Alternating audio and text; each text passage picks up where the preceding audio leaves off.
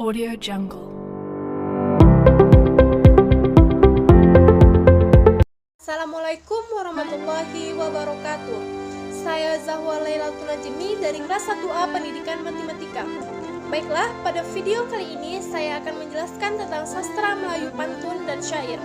Sebelum saya masuk ke materi, saya mengucapkan terima kasih kepada dosen pengampu yaitu Profesor Dr. Hajah Hasnah Faizah HRM yang telah mengajarkan saya mata kuliah Pendidikan Budaya Melayu. Pertama, sastra Melayu pantun.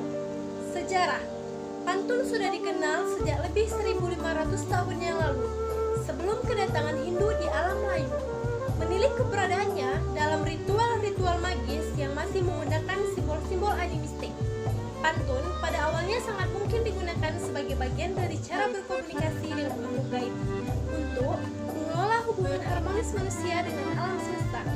Misalnya, pada ritual pengobatan bulian atau belian yang dilakukan oleh suku Talang Mamak dan Petalangan, Bikei yang dilakukan oleh suku Sakai, Bedowo yang dilakukan oleh suku Bonai.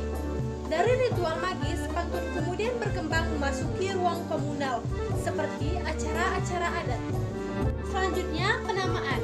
Secara etimologi dalam bahasa Melayu, kata tun dapat diartikan arah, pelihara, dan bimbing, seperti ditunjukkan oleh kata tunjuk dan tuntun.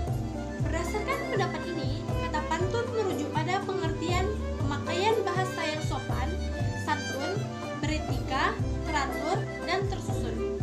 Dengan demikian, pantun dapat dimaknai sebagai sepasang bahasa terikat yang dapat memberi arah, petunjuk, tuntunan, dan bimbingan. Penamaan pantun tersebar di berbagai wilayah berbahasa Melayu di seluruh Nusantara, seperti di sebagian besar Sumatera, Kalimantan, Kepulauan Maluku, dan lain-lain. Selanjutnya, persebaran. Pada masa lalu, pantun tersebar ke seluruh wilayah yang kini disebut sebagai negara-negara serumur, hingga ke Madagaskar dan Afrika Selatan. Selain di alam Melayu, bentuk yang menyerupai pantun juga dikenal di Tiongkok, disebut Shicing, di Spanyol disebut Copla. Selanjutnya, kondisi sekarang. Kondisi sekarang secara historis pantun hidup dan berkembang dalam 3 gejala budaya masyarakat Nusantara. Yang pertama, lisan primer. Yang kedua, tulisan atau naskah. Dan yang ketiga, lisan sekunder atau media elektronik dan digital. Sebagai warisan budaya lisan primer, pantun semakin langka seiring makin ditinggalnya praktik-praktik ritual purba di tengah-tengah masyarakat Nusantara. Buku-buku pantun masih diterbitkan, namun sebagian besar buku-buku itu bukanlah pantun karya individu, melainkan hasil pengumpulan pantun-pantun yang terserah dalam berbagai tradisi lisan. Identifikasi dan takrif.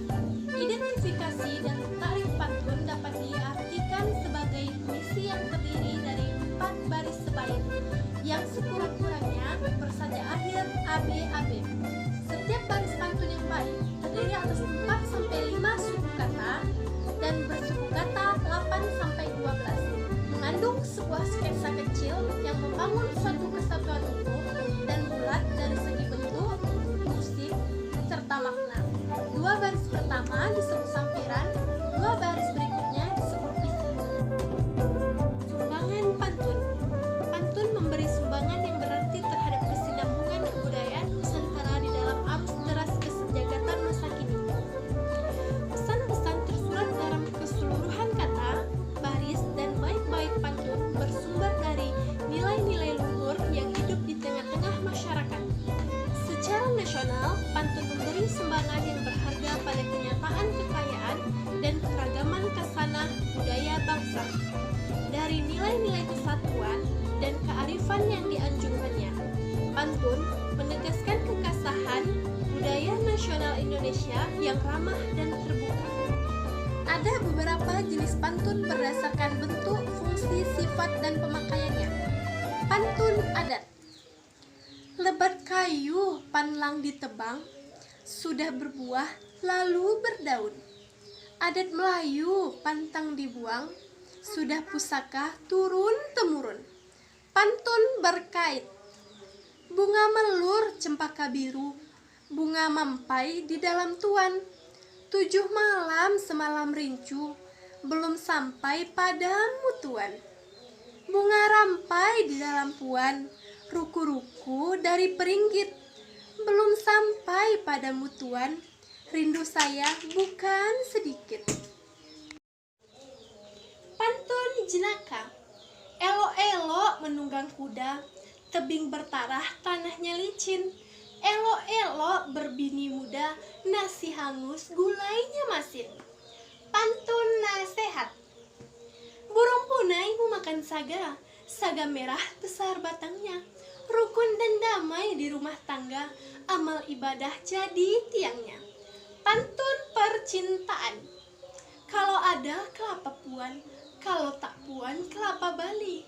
Kalau tidak karena tuan, tidak akan dagang sampai kemana. Ciri pantun dalam ruang perdebatan. Ciri pantun dalam ruang perdebatan, hal ini berhubungan dengan ciri pantun dalam yang diajarkan di sekolah-sekolah. Banyak buku yang mengajarkan bahwa ciri pantun adalah bersaja AB-AB, terdiri 4 baris atau 8 baris. Persoalan satu ciri 4 baris, seperti yang diajarkan di atas, bahwa pantun adalah hidup di ruang kelisanan. Sebagai tradisi kelisanan, pantun tidak mengenal baris. Dalam naskah yang dihimpun oleh Al-Azhar itu, pantun dengan naskah asli ditulis 2 baris dengan diberi bintang di tengah-tengahnya. Abad ke-20 ketika debut literasi dimulai oleh Balai Pustaka, maka pegawai Balai Pustaka menformatnya menjadi 4 baris seperti yang kita kenal saat ini. Selanjutnya kita masuk ke sastra Melayu syair. Syair adalah salah satu jenis puisi. Kata syair berasal dari bahasa Arab syu'ur yang berarti perasaan. Kata syu'ur berkembang menjadi kata syiru yang berarti puisi dalam pengertian umum. Syair dalam kesusastraan Melayu merujuk pada pengertian puisi secara umum. Dalam perkembangan di Asia Tenggara, syair tersebut mengalami perubahan dan modifikasi sehingga menjadi khas Melayu, tidak lagi mengacu pada tradisi sastra syair di negeri Arab. Penyair yang berperan besar dalam membentuk syair khas Melayu adalah Hamzah Fansuri dengan karyanya antara lain Syair Perahu, Syair Dagang, dan Syair Sidang Fakir. Berikut ini adalah ciri-ciri dari syair. Yang pertama, memiliki saja A. Kedua, setiap bait terdiri dari 4 baris. Yang ketiga, tiap baris terdiri dari 9, 10, ataupun 12 suku kata. Yang keempat, bait-bait di dalam syair secara umum membentuk cerita. Yang kelima, setiap barisnya terkandung arti atau makna. Isi syair. Berdasarkan segi isinya, syair bisa berisi cerita, berisi ajaran agama, ataupun mengisahkan kejadian. Wujud syair seperti rangkaian kata yang diciptakan dari pengarangnya sebagai manifestasi akan ekspresi oleh pengarang tersebut yang dapat pula dikontemplasikan dengan peralatan-peralatan musik ciri khas syair, misalnya seperti rabana. Syair diciptakan dari pengarang melalui wujud ekspresinya. Syair pula dimanfaatkan sebagai penggambaran sesuatu yang mengisahkan suatu cerita, persahabatan, religi, ilmu, percintaan, ataupun sejarah.